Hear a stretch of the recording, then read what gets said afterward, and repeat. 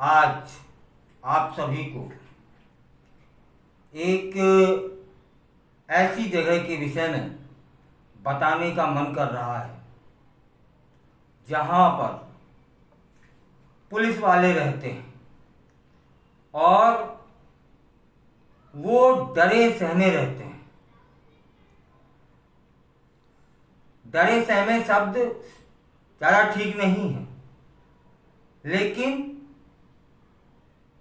वो पुलिस वाले रोज उस जगह पर जाकर के श्रद्धा से जाकर के विनती करते हैं, निवेदन करते हैं, फरियाद करते हैं। क्योंकि उस जगह का इतिहास ऐसा रहा है कि यदि वो ऐसा न करेंगे तब उन्हें दूरगामी परिणाम भुगतने होंगे। क्योंकि इससे पूर्व जब जब भी उस थाने वाले ने या उस थाने के पुलिसकर्मी ने मनमर्जी करने की कोशिश की है, मात्र कोशिश मात्र पर उसे दंड भुगतना पड़ा है। एक ऐसा भी थाना है हमारे देश में जहां पर जो पदस्थ पुलिस वाले हैं वह डरते हैं गलत काम करने को। उनसे गलत काम होते नहीं हैं, क्योंकि उनका ऐसा मानना है कि मैंने गलत काम किया और इस जगह पर जो रह रहे हैं या यह जगह जिनकी है वो हमें दंडित करेंगे। अब आप सभी को यह जानने की बड़ी जिज्ञासा हुई होगी कि आखिर वह जगह किसकी है और ये पुलिस वाले इतने डरते क्यों हैं। तो हम बताते हैं कि दिल्ली में एक ऐसा पुलिस स्टेशन है जहां पर पीर बाबा की दरगाह है। इस दरगाह के कई किस्से, तमाम किस्से इस दरगाह से जुड़े हुए हैं। आपके मन में भी सवाल होंगे कि क्या रहस्य है, क्यों हर गुरुवार को पुलिस वाले वहाँ जो मजार है उस पर चादर चढ़ाते हैं और सलामती की दुआएं मांगते हैं। थाने में जो पुलिसकर्मी हैं वह आपस में चंदा करते हैं और चंदा इकट्ठा करने के बाद भंडारा करते हैं। वह किस जात के हैं, कौन हैं, यह उनके लिए कोई मायने नहीं रखता। यह पुलिस स्टेशन है दिल्ली के पटेल नगर में, जिसे पटेल नगर थाना भी कहा जाता है। इस थाने के गेट के अंदर घुसते ही जो परिसर स्टार्ट होता है उसके बैक साइड में हजरत साहब पीर सैयद बाबा की दरगाह है और अगल बगल में बैरक और थाने के स्टाफ का ऑफिस है।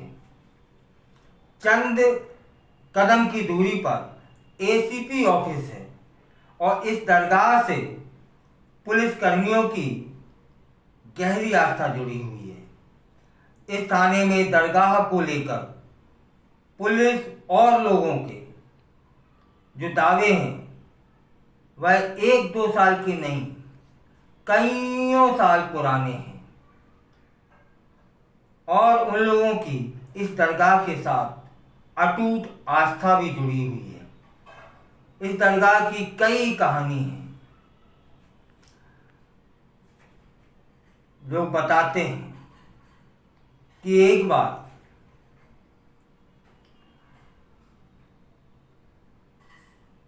वहां पर निर्माण होना था और पीर बाबा की जो दरगाह है उसे अनदेखा कर मेन गेट बना दिया गया था। इसके बाद थाने के अंदर पुलिस हिरासत में अनगिनत मौतें होना शुरू हो गई। एक तरह से सिलसिला लग गया। जो भी अपराधी उसके अंदर लॉकअप के अंदर बंद होता कि वह किन्हीं ना किन्हीं कारणों से खत्म हो जाता, और खत्म होने के बाद जवाबदेही किसकी बनती? पुलिस की। तब पुलिसकर्मी सस्पेंड कर दिए जाते। यह सिलसिला लगातार चालू रहा। सन 1991 की बात है। पटेल नगर पुलिस थाने की हिरासत में एक जयराम नाम के शख्स की मौत हुई, और 18 अगस्त 1991 को जयराम को उनके घर से पुलिस उठाकर लाई थी। पुलिसकर्मियों पर उनके बेटे, जिसकी उम्र 15 साल थी, उसने आरोप लगाए कि मेरे पिता की मौत पुलिस हिरासत में हुई है। और इन जयराम पर आरोप था कि शादी में बैग चुराया था उसने। बैग में मंगलसूत्र और 1000 रुपये भी थे। और जब वह पकड़ा गया, पूछताछ में कहा कि सामान कहाँ है, तो उसने कहा पिता के पास है। पिता मतलब जयराम। जो जयराम की 19 अगस्त 1991 को पटेल नगर पुलिस कस्टडी में मौत हो गई। इसके बाद सैकड़ों लोगों की वहां पर भीड़ जुट गई। पुलिस थाने के बाहर जाम लग गया। एक तरह से दंगे जैसे हालात बन गए।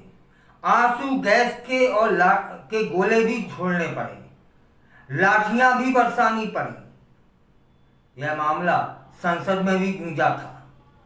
इसके बाद पुलिसकर्मियों पर पहले गैर इरादतन हत्या और फिर हत्या का केस चला। इस तरह 2 साल बाद 19 नवंबर 1993 में पटेल नगर पुलिस कस्टडी में मदन लाल नामक एक व्यक्ति की मौत हो गई।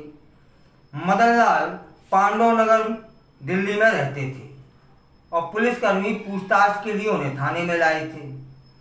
हिरासत में मौत होने पर 4 पुलिसकर्मियों को सस्पेंड कर दिया गया, और इन पर गैर इरादतन हत्या का मामला दर्ज हो गया।